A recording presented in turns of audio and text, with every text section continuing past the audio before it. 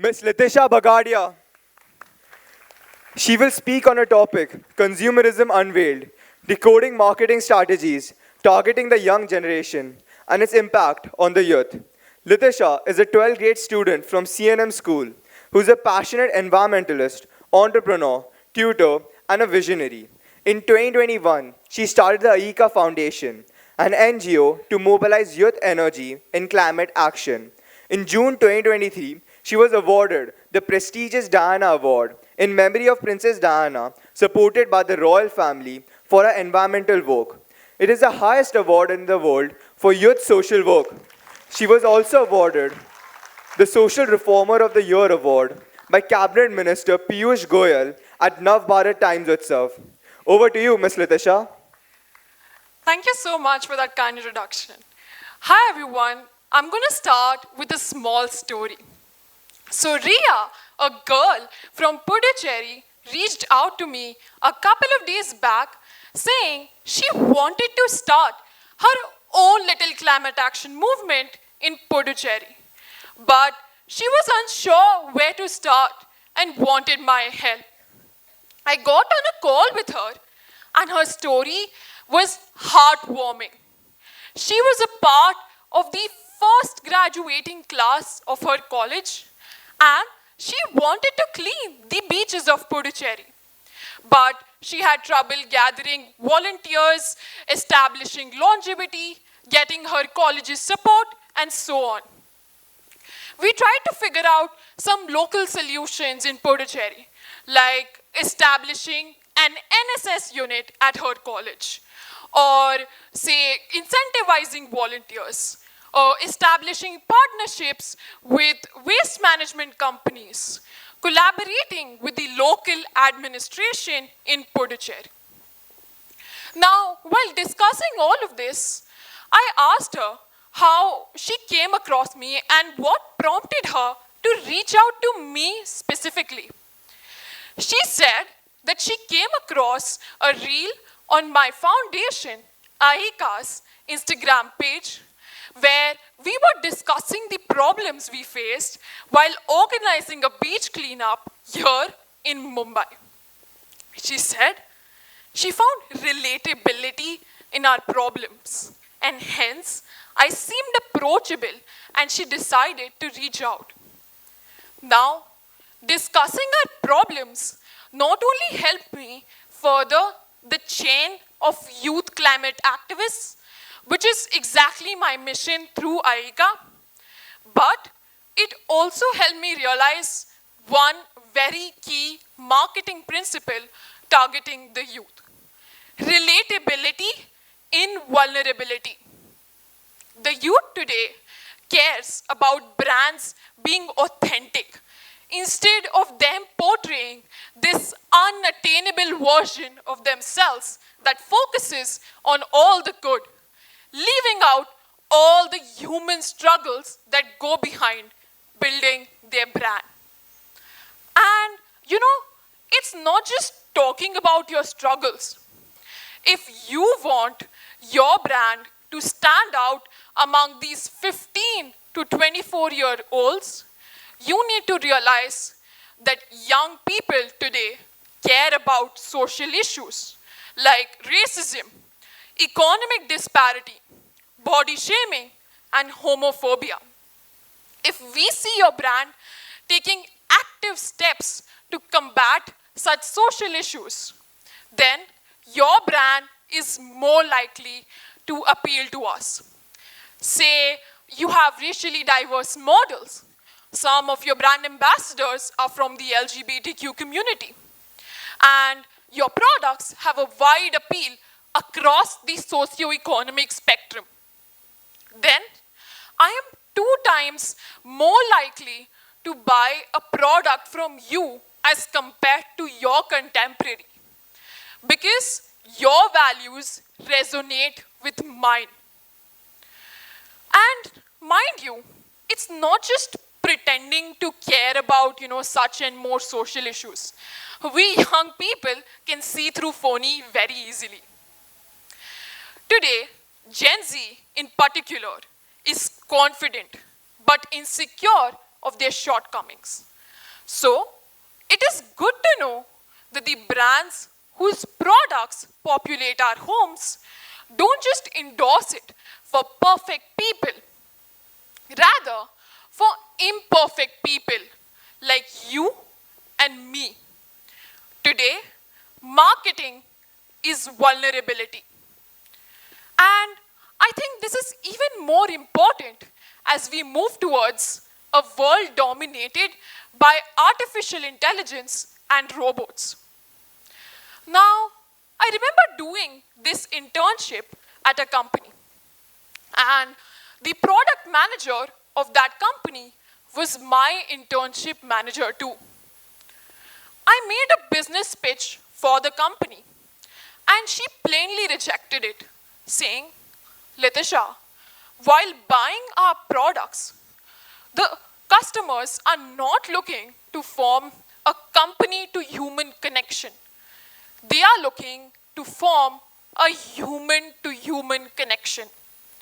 So instead of selling our products and services, why don't you sell our team's relationship with clients and how we work with them end to end to solve their problems even after delivering their product?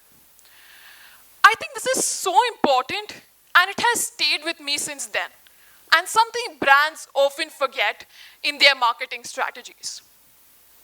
We young people today have access to tons of robotic mediums of communication in our day-to-day life.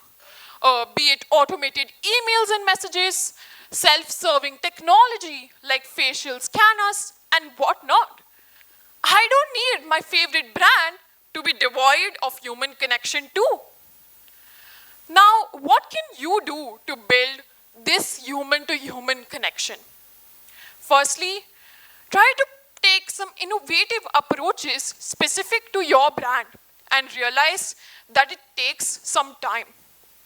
Say, you as a founder can revolutionize your company's perception by the audience by becoming a brand ambassador yourself. Get on some social media platforms like LinkedIn or Twitter and create a personal brand around your work. Say, by talking about your day-to-day struggles, your experiences meeting new people, or even unique work culture trends at your organization. The youth wants to hear it all, and they'll form a connection with you, a human behind this humongous brand. Now, this reminds me of another anecdote. So, at Ayaika, my non-profit, we not only wanted to host climate action activities and animal care drives, but we also wanted to develop a conscience among young people to want to continue such activities on their own, even without us. So, while brainstorming back then, one thing was super clear. Young people were not going to continually engage in something that's not appealing to them and that's not fun. So, back then, the FIFA World Cup was around the corner. So we thought, why not host a football tournament fundraiser where teams of young people would compete, and at the same time, they'd raise money that we'd later donate for the healing of dogs. And guess what? The intersection of fun and animal care, which we named Football for Fur, blew up. We received more registrations than we could take. And it was our biggest event so far. So, what worked? Number one, young people were doing something they absolutely loved doing. But at the same time, they were working for a cause. And number two, the buzz around the 2022 FIFA World Cup was huge that time. So we acted fast on that. I think being dynamic in your marketing is the easiest way to reach young people. And this has proven true time and again.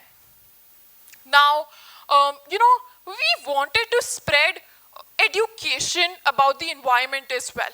And by education, I mean effective education.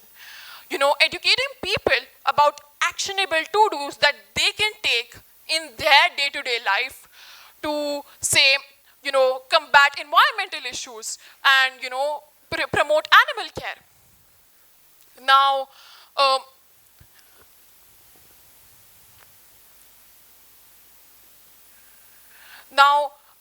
one of our only ways of reaching millions of people was to talk about it on social media, right? So we were making a lot of educational content since early on. But, the sad part about it was that we were not receiving enough views for the amount of efforts that we were putting in, right?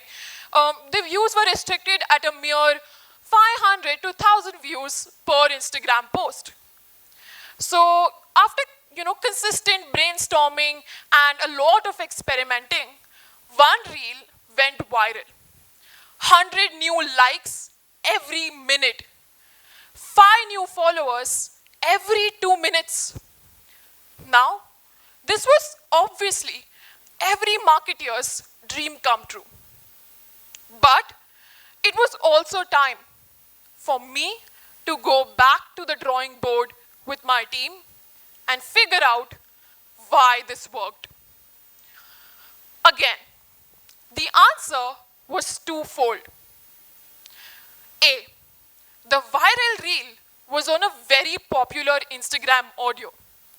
And for anyone who is unaware, audio trends on Instagram change very frequently, even once in 2 weeks. So we hopped onto the trend while it was still popular. And B, the setting of the shooting of the reel was natural. It was a random street, and there was no effort to alter it or beautify it from our end. In fact, the video itself was a raw shot. It was not edited at all. Again, dynamic marketing that was relatable and vulnerable. In fact, our social media head who ideated that piece of content herself spends 1 to 2 hours every day consuming content on social media. So, to all the parents out there, maybe your children spending some time on Instagram might not be that bad of a thing after all. Now, if there's one thing I want you to remember from this talk, it would be to be effortlessly vulnerable in your marketing and be dynamic and fast in your approach. So, if your marketing inspires more Riyas to build up the courage to reach out to you, your marketing has done its job on the youth. Thank you.